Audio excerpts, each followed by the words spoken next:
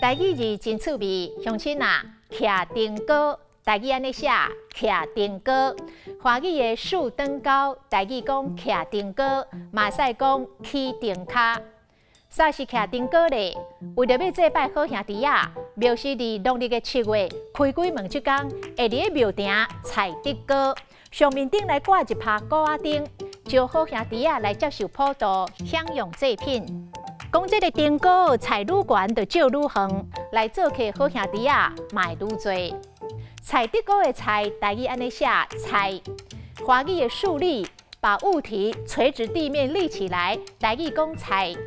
像菜条啊，采灯糕；阿公人僵立呆呆站着，嘛当讲采。你一颗人采伫遐定位拢唔到3工，是啥意思？但是若供奉祖先牌位，台语讲采公妈，爱用这字采公妈。像一句俗语：一人一家代，公妈随人采。过来，一拍古仔灯，台语安尼写，一拍古仔灯。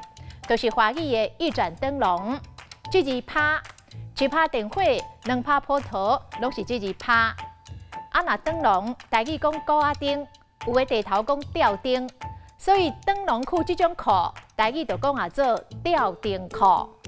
今仔日的台语字徛灯糕，实在真趣味。